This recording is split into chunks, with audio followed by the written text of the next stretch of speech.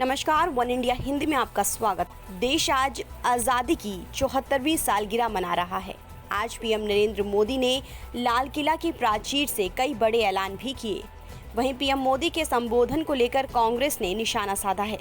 कांग्रेस प्रवक्ता रणदीप सिंह सुरजेवाला ने कहा कि क्या सरकार लोकतंत्र में विश्वास करती है?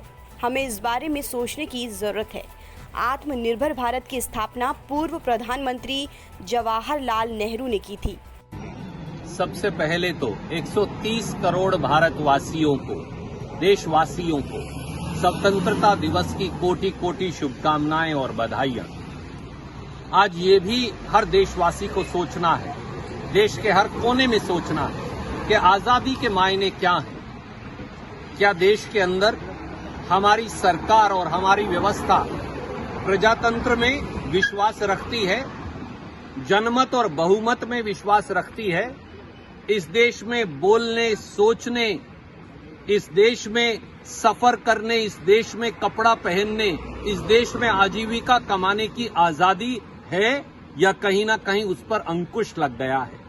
जब हम आत्मनिर्भर भारत की बात करते हैं, जिसकी स्थापना पंडित जवाहरलाल नेहरू, सरदार वल्लभ भाई पटेल और हमारे स्वतंत्रता सेनानियों ने रखी थी, तो ये भी पूछना पड़ेगा कि जो सरकार 32 देश की पब्लिक सेक्टर अंडरटेकिंग्स को बेच दे, जो सरकार रेलवे से लेकर एयरपोर्ट तक को निजी हाथों में सौंप दे, जो सरकार LIC से FCI तक हर चीज के ऊपर अतिक्रमण और आक्रमण बोल दे, क्या वो इस देश की आजादी को सुरक्षित रख पाएंगे?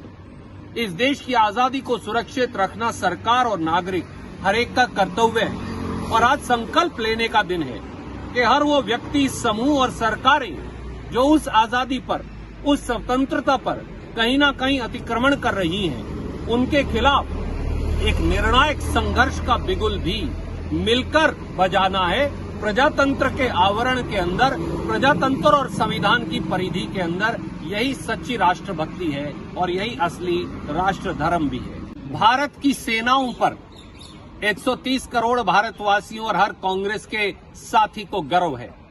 ये हमारी सेनाएं हैं जिन्होंने बहादुरी से दिन प्रतिदिन हमारी सीमाओं की रक्षा की और हर बार जब दुश्मन का आक्रमण हुआ तो हर बार उसको करारा जवाब दिया।